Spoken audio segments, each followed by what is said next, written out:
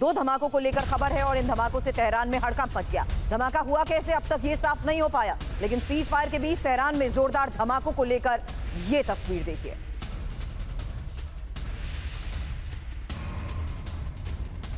Tehran में धमाकों को लेकर अब दावा किया जा रहा है। हालांकि सीज फायर के बीच धमाकों की ये तस्वीरें सामने आई हैं और दावा ये कि दो जोरदार धमाके हुए कैसे ये अब तक साफ नहीं है।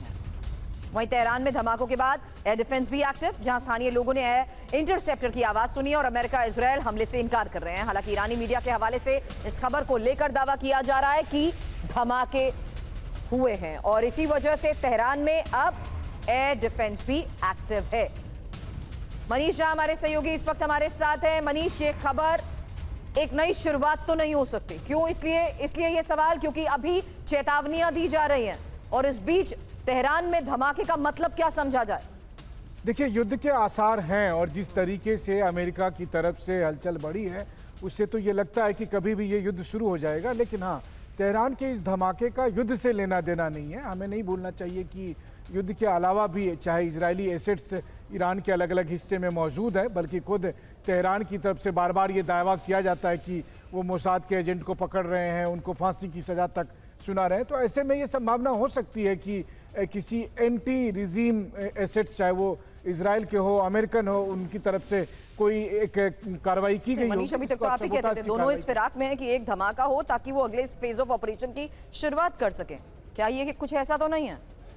ऐसी संभावना तब होगी जब अमेरिकन नेवी की तरफ से अगर जब अटैक किया जाएगा, फिर अगर वो ऐसा कोई मिसाइल भी एक मिसाइल और ये युद्ध शुरू हो जाएगा। ठीक है, लेकिन अब एक बहुत बड़ी खबर है और ये अमेरिकी सेना पर बड़े साइबर हमले को लेकर आज एक बड़ी खबर है, जहां मुश्किल में है 2379 अमेरिकी मरीन कमांडो और पर्शियन गल्फ में यूएस कमांडो के लिए एक चक्रव्यूह है, जहां ईरान के टारगेट पर अमेरिकी कमांडो। हालांकि ये अमेरिकी कमांडोज को लेकर 2379, क्या ये एक बहुत बड़ा कोड है?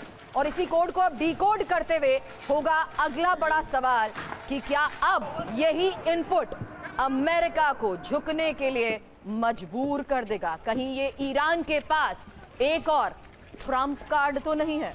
फिलहाल खबर क्या है? 2379 कोड, अमेरिका झुकेगा अगर ये 2379 कोड खुलेगा, क्योंकि ईरान वॉर में ये सबसे बड़ा टर्निंग पॉइंट है। पर्शियन गल्फ में यूएस कमांडो के लिए चक्रव्यूह। युद्ध होने से पहले ही ईरान ने ब्लूप्रिंट बनाया। मुश्किल में 2379 अमेरिकी मरीन कमांडो। ईरान के टॉप टारगेट पर अमेरिकी कमांडो।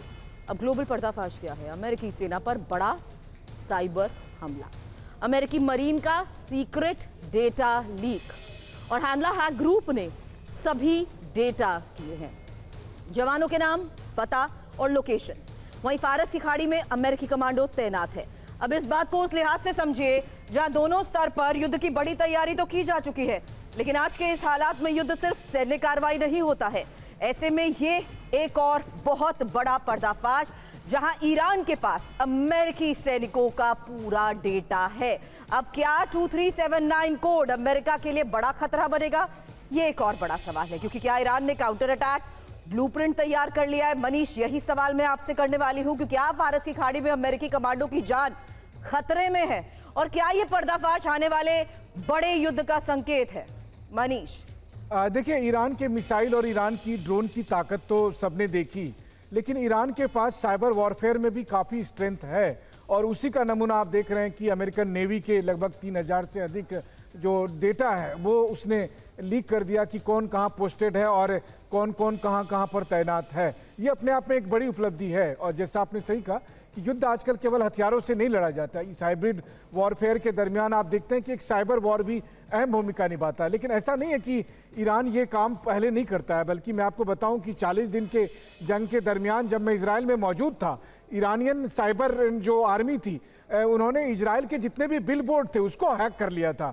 इसके अलावा आईडीएफ ने कहा था कि आईडीएफ के सैनिकों के पास मैसेज आते हैं और उस मैसेज को अगर आपने रिस्पॉन्ड किया तो फिर उनके फ़ोन हैक करके उसकी सारे जानकारी सार्वजनिक हो जाती थी। तो ईरान के पास एक बड़ी साइबर आर्मी भी है जो लगातार अमेरिका पर, इजराइल पर और फिर आप कहें तो उनके एसेट्स के बारे में जानकारी कई बार लीक करती है। और एक्सपर्ट्स भी मनीष यही मानते हैं कि जिस तरीके की मैपिंग ईरान ने कर रखी थी, सटीक और असरदार हमलों को ईरान ने अंजाम दिया है और ईरान भी इसी सैन्य तैयारी, अमेरिका की इन तमाम चेतावनियों के बीच ये कह चुका है कि इस बार भी ईरान ऐसे हमले करेगा जो अमेरिका ने कभी सोचे नहीं होंगे।